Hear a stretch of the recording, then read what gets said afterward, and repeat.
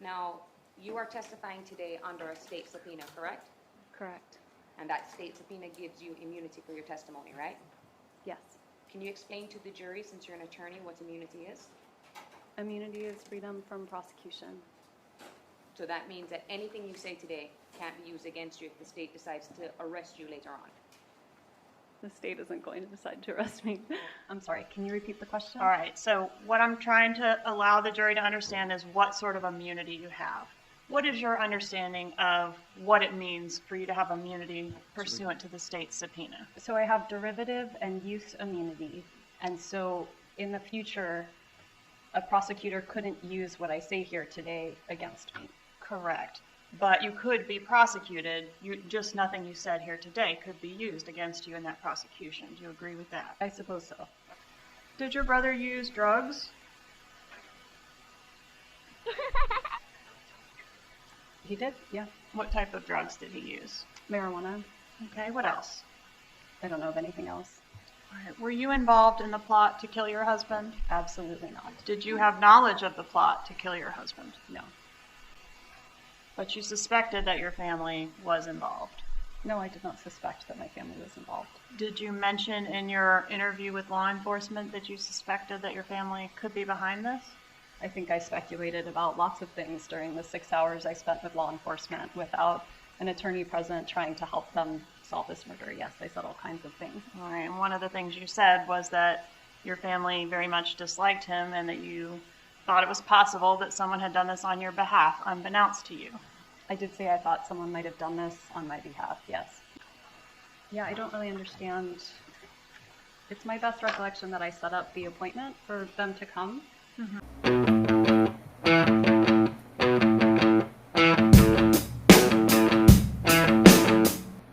to be seated, please? Ready to proceed, Ms. Katherine?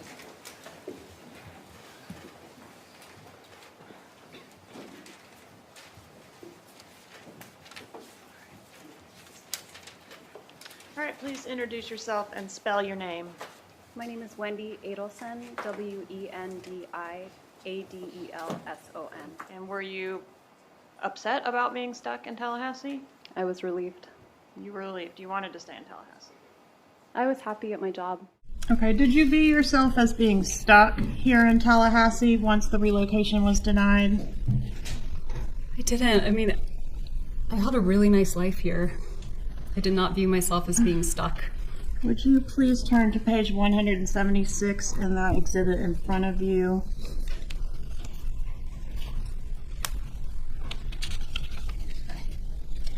I think it's highlighted for you.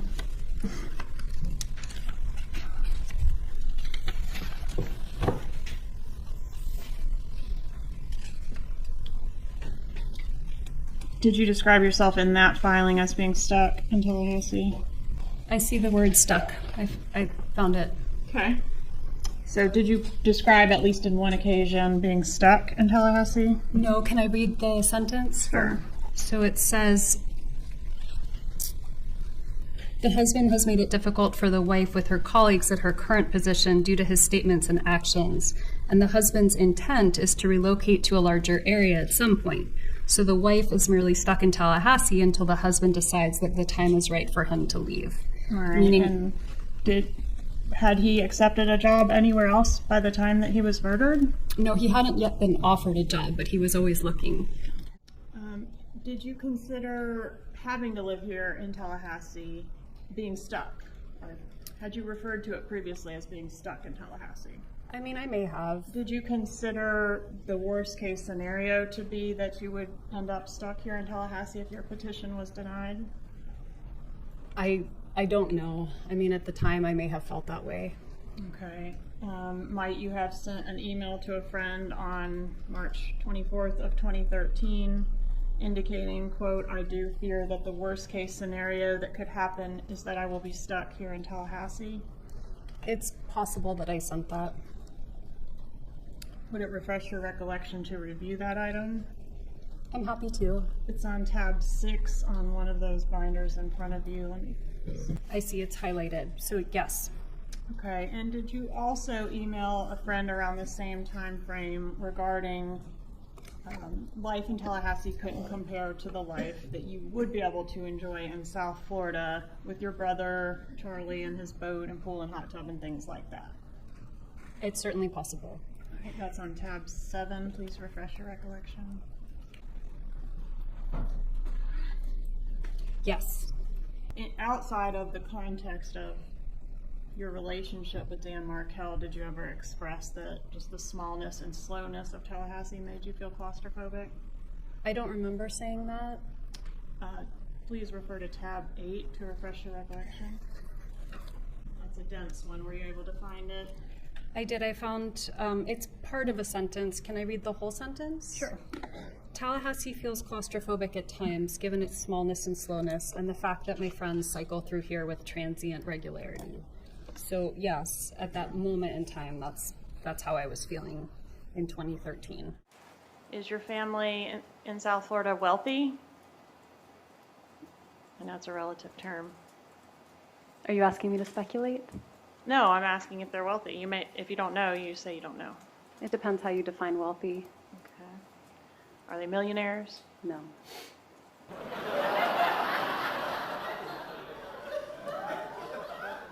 About back in 2014. In 2014, they were both employed. How were they employed then? Then my father had a dental practice, and my mom was managing his practice. And do you know whether the practice there was successful, meaning lucrative? At one point, it was, and What about not between anymore. What about between 2013 and 2016? Was it lucrative at that time? Between 2013 and 2016, it was definitely, the business was doing better than it did after that point when the social media barrage happened. Referring to this case? Absolutely. Okay. But previous to the murder, the Adelson Institute was earning approximately $2 million in profit each year. I have no idea what it was earning. I haven't the slightest idea. But Were your parents wealthy at the time that your husband was murdered? I mean, my parents worked their whole lives to support us, right? Mm-hmm. So I think the business did well for a period of time. About $2 million in profit each year between 2013 and 2016, sound They right? never talked to me about money, so I have no idea how much the business made at any given point. Would you consider your divorce with Mr. Markel to be a nasty divorce? I think most divorces aren't very pleasant. Okay, but this one was like really unpleasant, right? I found getting divorced to be unpleasant, yes. And in the litigation that ensued between the two of you, you guys argued over things as small as a tennis racket, I noticed in one pleading. I don't remember that. And so this was, would you agree that this was a contentious divorce? I think it was made much more difficult by Danny, who didn't want to get divorced, but sure, we can call it contentious. Not what we would classify as an amicable divorce. You hear about those. No, it would be not an amicable divorce. All right. In the pleadings, is the tennis racket mentioned as something to fight over? And I can draw your attention to that page in line if you need it. I imagine it could have been. You can draw my attention if you like, and I can confirm. Okay, but no reason to argue about the fact that a tennis racket is mentioned specifically in your divorce documents. I mean, that sounds like some of the nonsense that we argued over, sure. Okay. And is it fair to say this was a contentious litigation process that you had with your ex? It was. Was this a contentious divorce? It was. What about Dan Markel? Did your family like him?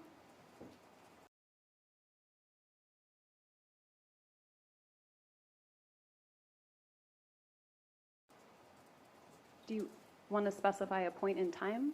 Well, I'm specifically thinking of a statement you made in the interview after his death, where you indicated that your parents were very angry with him. Is that accurate? At that point in time, during our divorce, I do think they were angry with him. They felt like he had treated me badly. I noticed in the emails that your mother referring to, who I think is Dan Markel, as Jibbers. What does that mean? Jibbers was a nickname that I gave Danny when he was being really difficult and causing me a lot of pain. Was sort of a nickname I gave him to make him feel less threatening. So it was a derogatory thing. I wouldn't say it was derogatory. Did you call him that to his face? No, I called him Danny to his face. Okay. And gibbers would be what? How would you spell that? I don't know that I ever spelled it out. In the emails, I think it's spelled with a J, but I guess you could spell it with a G. Jibbers. That would be one way to Ms. spell it. Adelson, you had Mr. Markel's phone number programmed into your phone as Jibbers, didn't you? That's right.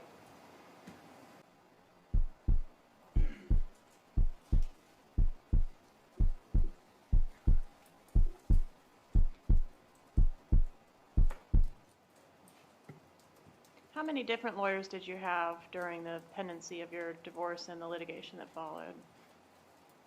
I had 3. How many lawyers did you have in your divorce? I had 1, and then Danny accused her of ethical violations and stealing money, and so I had to hire a new attorney. I think he had 3 or 4. No, I was talking about you. So you had 2. I had 1, and then I had to get another. Yeah. Did Charlie Adelson like Dan Markel? I mean, I think he was also, he would listen to me when I would tell him about things I was upset about at the time with the divorce. So whether he liked him or didn't like him, he certainly was supportive of me. Did he mention hiring a hitman to kill your husband? Objection, hearsay. Overruled. No. Did he ever joke about he looked into hiring a hitman, but buying you a TV as a divorce present would be cheaper? He did make that joke. Did your brother ever mention hiring a hitman to kill your ex-husband? He never mentioned hiring a hitman. He told one bad off-color joke where he said he had bought me a TV when I got divorced and said it was a present and made a very bad joke in bad taste that it was cheaper than hiring a hitman. And was But no, that... I'm sorry, I cut you off. Oh, that's okay. What else were you going to say?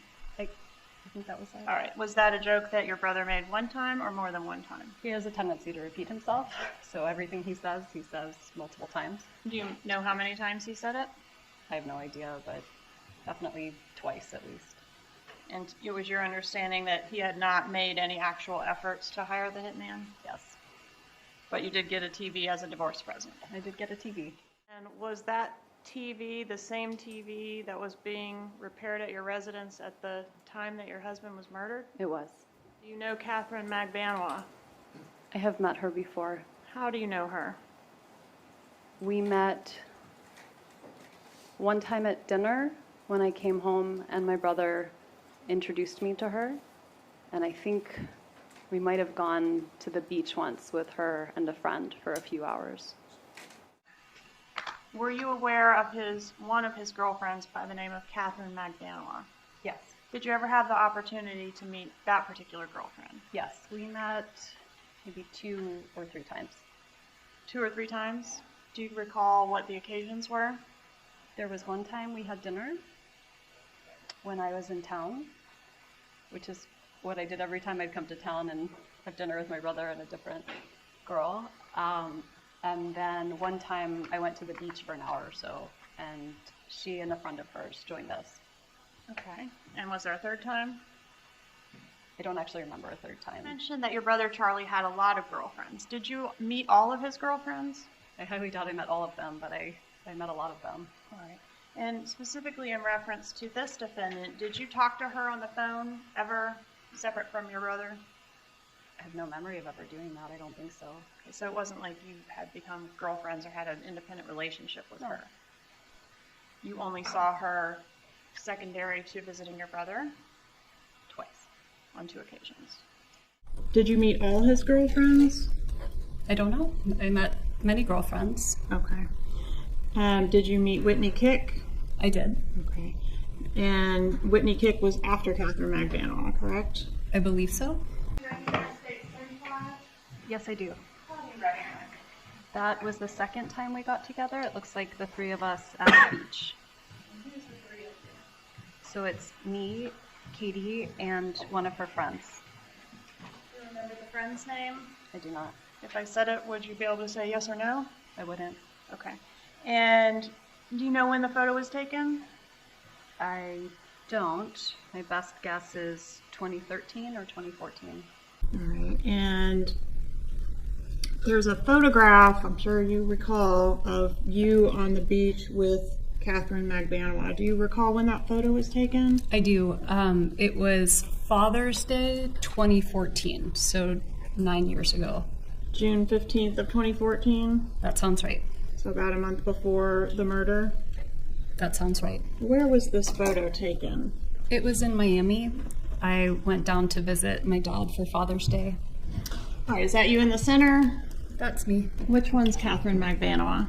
The one on the left, our left in the picture. And how long had Ms. Magbanua been dating your brother at the time this photo was taken? I have no idea. How many times had you met Ms. Magbanua at the time this was taken? I think once before. Okay, how many times did you hang out with her total? Just these 2 times. Once at the dinner when I met her, and then once at the beach for an hour. Was the relationship between your brother and Katherine Magbanua serious, if you know? I don't know. I mean, 10 years ago, was it serious? Not too serious? It never stood out to you during that time frame as like, oh, this is the one. No. When did you learn that Katherine Magbanua was blackmailing your brother for the murder of your ex-husband? Today. So he never told you? No. You testified in Katherine Magbanua's murder trial last year, didn't you? I did, yes. And she was convicted. She was convicted, yes. Of murder. Yes, of murder. Of murdering Dan Markel. Of murdering my children's crime? father, yes. A crime for which she apparently is innocent because she was just a conduit for Sigfredo Garcia. Did you learn that today along with all of us? Well, I learned that someone made that argument. I don't know whether it's true or not true. Okay. You have no knowledge of it. I have no knowledge. In all the years this has been pending, In all of the years this has been pending. your brother has known who killed your child's father, and you didn't know. I did not know. Did you have any contact of any kind with Katherine Magbanua on the day of Dan Markel's murder? No? Did you ever communicate with her through WhatsApp? No, I never communicated with her at all. All right, let's talk about, well, you communicated with her on the beach. I saw her in person, but I'm saying I never texted with her, called her. I never communicated via a device other than in person. Okay. Okay. Does that refresh your recollection? Honestly, I mean, I can read what's here, but I still don't remember. Don't really remember. And after pulling the plug in the house, there were some emails where you were saying you can't answer the phone, you're crying too hard about the house. Like you seem genuinely upset about pulling the plug in the house, but now you don't remember it? Well, it's been 10 years, Sure. so a lot of terrible things have happened since then. It's hard to remember. Don't recall. I really liked the house and was excited about it, but it was more than I can afford at the time. That's what I remember, is talking with the real estate agent and having her say we'd find another house, and it wasn't the right one. Would you have any reason to dispute that occurred on Halloween of 2013? No, it probably did. I just don't remember. The day that you filed that motion to enforce the marital settlement agreement and hold Dan Markel in contempt, see if I can find that. What was the date of that filing? It looks like it was October 31st, 2013. Was that the same date that you backed out of the contract to buy a house here in Tallahassee? I don't remember if it was the same date, but at that point I didn't have the money I needed to buy the house because Danny didn't pay what he was supposed to. Okay, but you don't remember which day you backed out of buying the house? I don't. Could it have been the same day that this was filed? Halloween of 13. It may have been. Okay, and was it Charlie, your brother, who talked you out of buying the house? No, I didn't have the money to buy the house. So you don't remember him discussing that with you? No.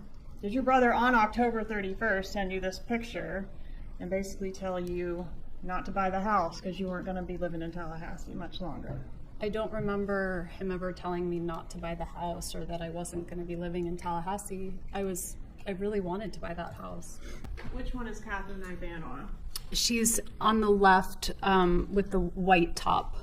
Okay, and that's you in the center there? That's me in the middle. And this photograph, was it taken near your parents' residence in It South was. Beach? Very close.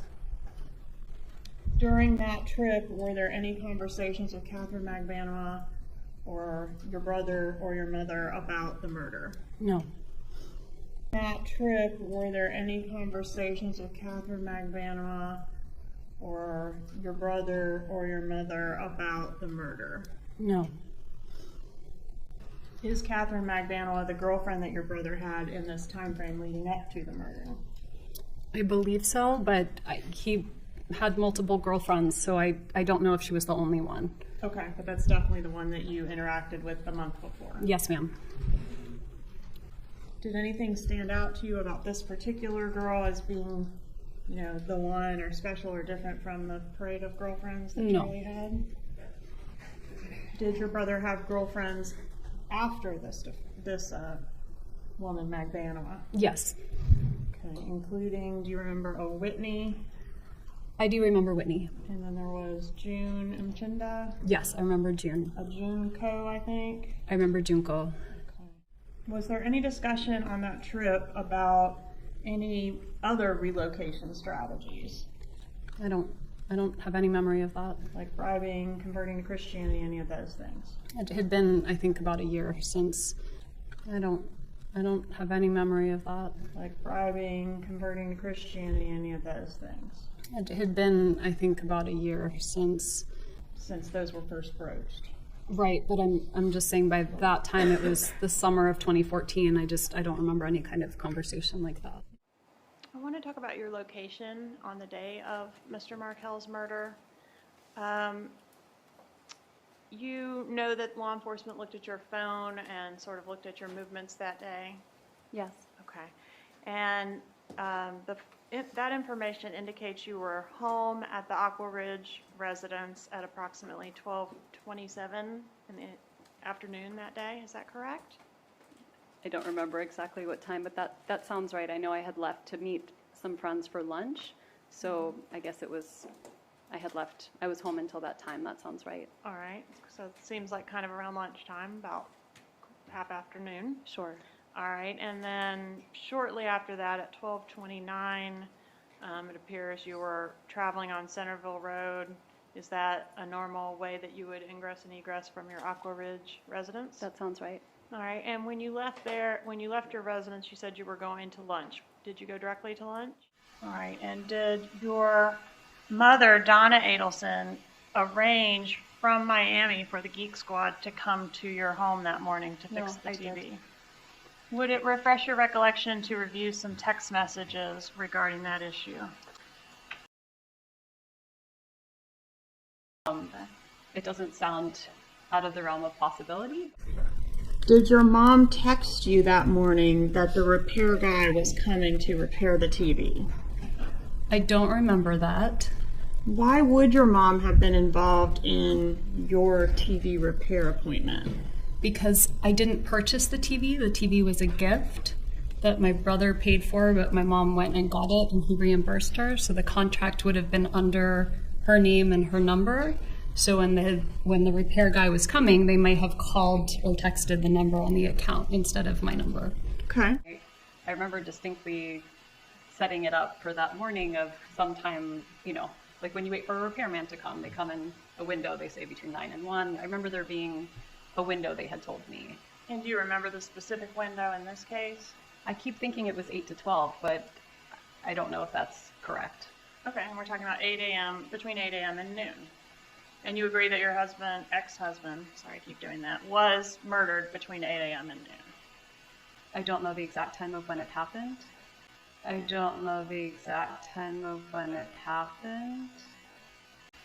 Really? Between 8 a.m. and noon? Yes. I mean, yes, but I thought it was closer to 10 or 11. Okay. But the question was it between 8 a.m. and noon? Yes, it was between 8 a.m. and noon. Between 8 a.m. and noon? Yes. I mean, yes, but I thought it was closer to 10 or 11. Okay. But the question was it between 8 a.m. and noon? Yes, it was between 8 a.m. and noon. After the TV repairman came, I did a little bit more work from home. I talked to a couple of friends, and then I made plans to have lunch with two friends that I frequently saw on Fridays. And we made kind of a last-minute plan to have lunch. And then I had a few errands to run before I met them. So I did that. I picked up gas. I picked up something I needed for a party that night. And then I went to meet my friends for lunch. Stopped and made a purchase for a party that I was supposed to attend first. And what was that purchase? It was my first time purchasing bourbon. It was for not a bridal shower. It was for a bachelor. No, it was for a wedding party, but it was the bride and groom together, and they had asked for people to buy certain alcohol to help them. Like a stock the bar party. A stock the bar party. I forgot Yeah. what it's called. Okay. And do you remember what type of bourbon you purchased? I don't. Does Bullet bourbon sound familiar? Maybe. It was. All right. They had a list of what they wanted, and so I asked the person at the store if they had whatever kind it was. You went, I think, to the liquor store. Can you tell us about that? Sure. I was invited to a Stock the Bar party for that night for a friend's daughter. And so they asked for a specific type of bourbon. I'm not a bourbon drinker, so I went to the liquor store and I showed them the invitation, which was shaped like the kind of bourbon they wanted us to buy, and asked if they had that. And they did, and I bought it. It was. All right. They had a list of what they wanted, and so I asked the person at the store if they had whatever kind it was. And so they asked for a specific type of bourbon. It was. All right. They had a list of what they wanted, and so I asked the person at the store if they had whatever kind it was. Okay. And do you recall where you went to purchase the alcohol? I think I went on Thomasville Road at ABC Liquor. Okay. Is there a reason you went to that particular store? No, I don't know many liquor stores. That was the first one that popped up. Okay. And did you make any stops between leaving your residence and going to the liquor store? Maybe I purchased gas? I don't know if you did or not, but I'm referring to your visit to the crime scene. I did not visit the crime scene. I was trying to turn down Trescott. That's where I used to turn and take just the road I was used to. But there was yellow tape up. And so when I tried to turn, I couldn't turn. So I made a 3-point turn. I was driving on Centerville Road, and sometimes I would take the shortcut through Trescott. Yes, ma'am. But when I was driving on Centerville Road, I saw some sort of tape or obstruction, and so I didn't turn. And on your way to meet the friends, did you have an occasion to go down Trescott? I was trying to turn down Trescott. That's where I used to turn and take just the road I was used to. All right. And do you know what time you left the residence that day? I don't. I guess it's somewhere around noon. And then went and ran your errands? On the way to run your errands, did you go by the crime scene? No. On the way to run your errands, did you encounter a roadblock on Trescott? I did. All right, so you did turn off of Centerville onto Trescott. I did. All right, and when you encountered a roadblock, what did you assume the problem was there? I figured it was just an electrical storm or something. There was some tape, and it looked like the road was blocked off. And so I just turned around and went back and went up Benton. And had there been an electrical storm that morning? I didn't remember an electrical storm, but in the summertime, there's always trees falling and rainstorms, so pretty normal. All right, and you weren't concerned based on that experience that there could be something going on at previously your marital home? Absolutely not. And your ex-husband, Dan Markel, had your children at that time, right? No, he did not. Okay, so you had your children at that time? No, my children were at preschool at that time. Right, but who took them to preschool that day? Danny would have taken them to preschool. Okay. So it was his day. He was killed on his parenting day. It was the day he would have brought them to preschool, and I would have picked them up. All right. Did they spend the night with him the night before? He did. Okay. And you hadn't seen your children yet that day when you encountered the roadblock? On Friday, no. Okay. And then you went from the liquor store straight to the restaurant? Mm-hmm. Yes. All right. And what restaurant was that? What was the name of that restaurant? Mosaic? Mosaic. Do you remember your mom suggesting a plan to offer Danny $1 million to allow the relocation of you and the children to South Florida? Objection, hearsay. Overruled.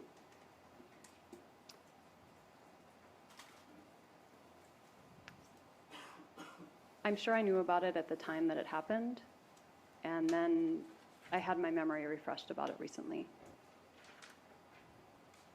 Did you ever make the offer to Mr. Markel? No.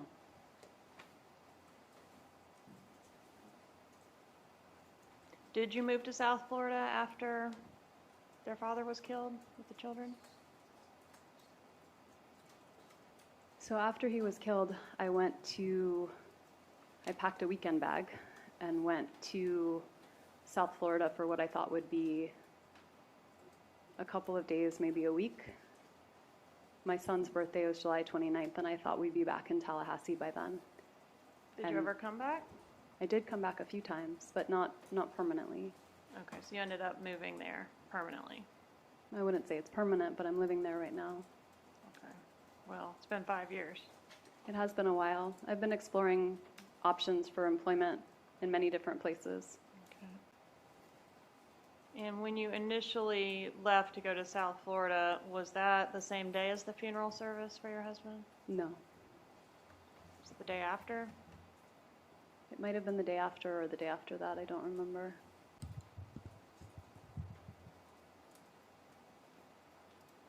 Did you change your children's last name from Markel to Adelson? I did. When was that done? So after Danny died, there was a lot of press coverage, and CNN put pictures of my children's faces unblurred on national television. Newspapers put their names without any consideration to the fact that they're children. And I I thought, appreciate that, but the question is when did you change their names? when they started school, I registered them under my name, hoping it would keep them safe. And was that approximately a year after their dad was killed? It was whenever I registered Ben for school, so it was soon after. But I didn't legally change their name until after that. Okay. And did you also eliminate your older son's middle name? When I legally changed their names, I did. And you just dropped that from the name? I did. Okay. And that was a name that came from Dan Markel's deceased maternal grandmother, is that correct? The name started with an A, which was to honor my grandfather, Aaron Adelson, and the second half of his name was to honor Danny's grandmother. Okay. So we lost an honor to both families. Okay, thank you. No further questions. At the time of Dan Markel's murder, were your parents extremely angry with Dan? At that point, no. They were in a much better place. My mom never saw that because after he filed that, he then asked my parents to babysit the kids. My mom baked him banana bread, gave him a hug goodbye. So there was nothing truthful about that pleading that he filed. Okay, so he didn't really want to limit your mom's visitation with the kids. No. And He that's asked for her to evidence. babysit after he filed that. Evidenced by the banana bread. Evidenced by the banana bread. But in all the filings made on your behalf by the different lawyers that you had, and all of the emails that your mom sent, he was never described as abusive. I mean, he was described as emotionally abusive, yes. Can you show me where he was described as emotionally abusive in any of those items? Well, not by my mom, but in the pleadings. Okay, show me that. It's going to take me a while to find it. Okay, well, it's want me not to- in there, but you can get back to me Well, with it. it is in there. Your Honor. The comment. No, that's not. Hold on, please approve. You may continue. So would you have to review the whole file in order to find that, or could you give us a starting point of which filing it might be located in? It might be under the petition to relocate. It might be under the initial divorce proceedings. It wouldn't be in emails from my mom, but it would take a while to find it. It might be in the depositions. Okay, I have it. Okay. So what was it you were asking for in this motion? It was what I just mentioned. So basically, I took my name off the title to the house. He never paid. This was asking him to pay. Cough up the money or be held in contempt? Yep. Okay. And what day was this filed?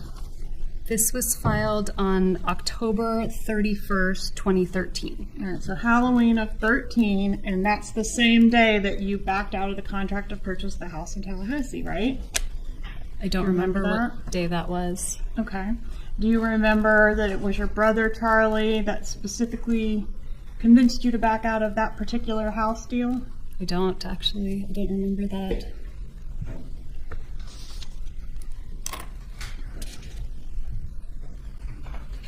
And you may have to look around for context, but I'm specifically looking at this one. Okay.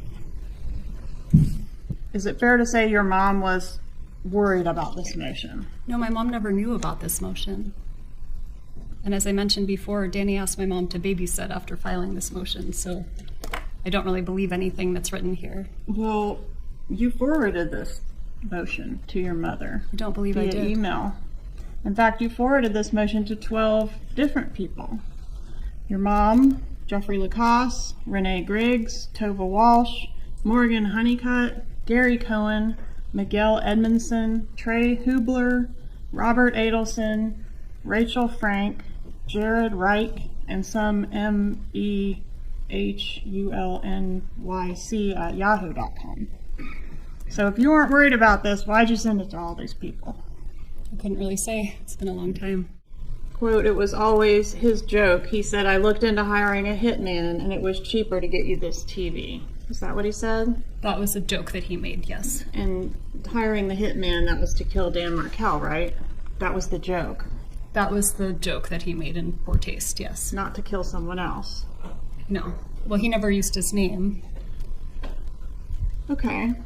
Well, he's hiring you the TV because it's cheaper as a divorce present than a hitman. Who else would he be hitting with the hitman? I never really thought about it because it was not a thing that he meant. He just made a bad joke. Well, you repeated the joke, didn't you?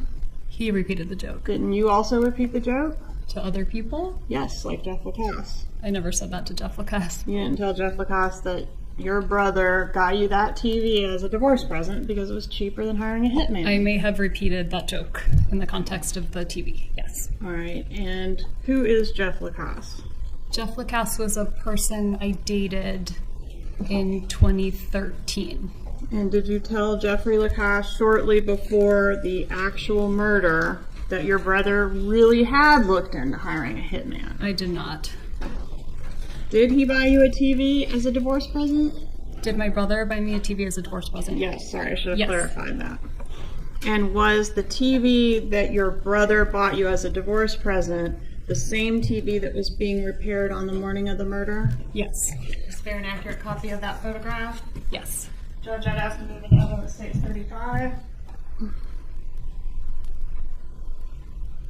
All right, so you mentioned you thought Whitney Kick was after Katherine Magbanua. What about June Mchinda? Do you know which one that is? When you say, do I know which one that is? She's not in the picture. No, ma'am. You're one of your brother's girlfriends, June Mchinda. Do you know her? I met someone named June. Okay, and would you agree that was also after Katherine Magbanua? Yes, that would have been after. And when did you break up with Mr. Lacoste, or when did the two of you break up? It would have been end of June 2014. So not 4 days before the murder? No. All right, so end of June 2014 would have been the last time you saw him. No. I saw him after that. We were talking and kind of figuring out what we wanted to do, but there were more discussions until it, formally ended. And when was the formal end? I remember seeing him that Monday night and telling him I wanted to have some space. Okay, so 4 days before the murder? So 4 days before Danny was killed. All right, and that was that the end of your relationship with him? When I told him I wanted some space, yeah. Okay.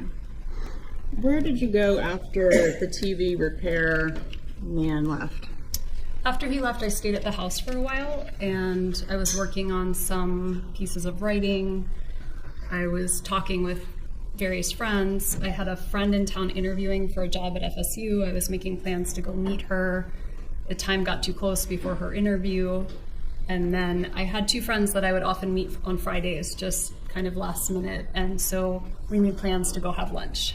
All right, so what time did you leave the house to go have lunch? I really didn't remember offhand, but I refreshed my memory and saw it was sometime around 12:45. Okay, so it makes sense that you might have left your residence at about 12:30? Sure. Okay. And did you go to the crime scene or very near the crime scene on your way from your residence to, I guess, to lunch or to wherever you were going next? No, I did not. So you never turned on Trescott Drive that day? I went to turn on Trescott Drive, but I saw that it had been blocked off by some tape, and so I just kept driving on Centerville. Okay, and when you had to turn around at the tape, right, to go back out? I think I tried to turn right, and it couldn't turn, so I would have made like the kind of turn, like a K-turn, and kept going. Was there a roadblock there with? There was tape. Yeah, and an officer was there? I didn't see an officer, but I did see a car. A law enforcement marked vehicle? Okay, did you have any contact with the officer? No. Had you talked to Dan Markel or your children that morning before you encountered the roadblock? I hadn't talked to the boys because it would have been, I wouldn't have talked to them, you know, they didn't have cell phones, they were little, so I only would have spoken to them if I had gone to the preschool and seen them, but I didn't do that, so I hadn't talked to the boys. I'm sorry, what was the second part of the question? How about Dan? Did you speak to him that morning? We didn't. We had plans to talk. We had traded some text messages and emails, and then I called him and he didn't pick up, and that was the last contact. Did you attempt to call Dan Markel when you encountered the roadblock? No. Did you attempt to call your kids' daycare after encountering the roadblock? No. Did you do anything after that to try to find out what was going on down that roadway? No, I just assumed it was weather, or maybe a tree fell. Had there been bad weather that day? No, but it was summertime and there's electrical storms and trees fall, so that would have been pretty normal for summertime. Where were your kids supposed to be at the time that you encountered that roadblock? They would have been at school. And that's at the creative preschool? That's right. Who took them to preschool that day? Danny. And who was supposed to pick them up from preschool that day? Me. All right, so did you know for sure that they had made it to preschool that day at the time you encountered the roadblock? I just assumed. I mean, if they hadn't made it to preschool, Danny would have let me know, but... Did you attempt to call Dan Markel when you encountered the roadblock? No, I didn't think anything of it. I didn't think it was related to the house. Had you talked to Dan Markel or your kids that morning? My kids know, but that would have been normal, and Danny and I tried to get in touch with each other, but we left. We were trying to figure out where Ben was going to go to kindergarten at the time, and we left voicemails for each other but didn't get to talk. Okay. Did he leave you a voicemail message that morning? He did. Okay. I asked you earlier about him being scheduled to leave town the day after he was killed. Do you know where he was planning to go? He was going to New York to see his girlfriend. The message that he left you that morning, do you remember what he told you in the message? I mean, I think it was about our son's school. Mm-hmm. Other than that, I don't really remember. Okay. Included in that was it included in that message that he was heading to the gym and was going to be at the gym between 9:15 and 10:30 that morning? I really don't remember, but that sounds like it could be what he would leave. Okay. Did you attempt to investigate in any way or ask anyone what the roadblock was about? I wasn't concerned about the roadblock. Would it refresh your recollection to review a transcript of that voicemail? Sure. So did he say in that voicemail that he left you what his plans were in regards to the gym that day? He did. What exactly did he say about the gym? About the gym, he said, I'm going to be at the gym probably between 9:15 and 10:30, but I'm happy to chat or meet with you. Maybe we can go for a walk at school or something like that. Let me know. Okay. So that particular voicemail doesn't sound very emotionally abusive. Given that. No, by this point in time, we were parenting really well and we were doing just fine. Moving along great. Do you agree or disagree that there have been some financial benefits to you and your boys as a result of Dan's death? I disagree. When did you decide to change the names of your children from Markel to Adelson? So after Danny's murder, there was a lot of news. It just hit the media, and there were news stories everywhere. And Nancy Grace on CNN put pictures of my boys with their faces unblurred, just pictures of them. Mm-hmm. And I was terrified. And so when they started school, I started school with my last name, thinking that would keep them safe, that they wouldn't be associated with the murder. Wasn't the Adelson name in the press? Just it was not in the press. Markel? Not yet.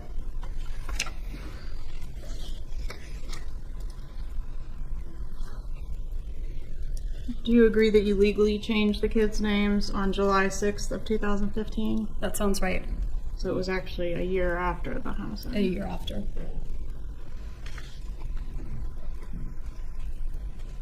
Were you involved in any way in the plot to kill your ex-husband? Absolutely not. Did you know it was going to happen, but maybe not know the details? I knew nothing. Is that why you went to the crime scene on the day of the homicide? I did not go to the crime scene on the day of the homicide. Do you know who all was involved in the murder? Well, I learned today, but at the time, no. You suspected your brother could have been a part of this, right? I suspected lots of people could have been a part of it. But he was one of the people, right? While I was talking with law enforcement for 6 hours, terrified out of my mind, I offered them every possible idea I could come up with. Right, and one of the possible ideas was that your brother could have murdered your child's father. I didn't really believe that was possible.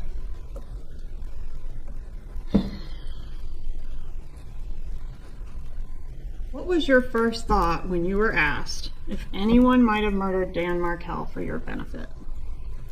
I thought, oh my God, maybe if I hadn't divorced him, he would still be alive. Maybe this is my fault because I complained to the wrong person. Maybe Danny gave a student a bad grade and they came after him. I just was trying to think of who possibly could have wanted to hurt him. But you didn't say any of that before. The first thing you said was Charlie, right? I don't think so. Page 25 of your interview, line 5 through 15. Do you have any reason to dispute? Page 25, not 5 hours into it. You say Charlie might have done it, right? I did. This is the transcript, but I think there's also inaccuracies in the transcription. Oh boy. Do you want the culpable parties held accountable for murdering the father of your children? Absolutely. I'm grateful they're already in jail. But not if it's your family. It's not my family. I mean, somebody hired them, right? Not necessarily. Somebody paid them. I learned something this morning. Yeah, me too. When I was still growing up and Dad head off to work, he put coat and tie on over fitted shirt.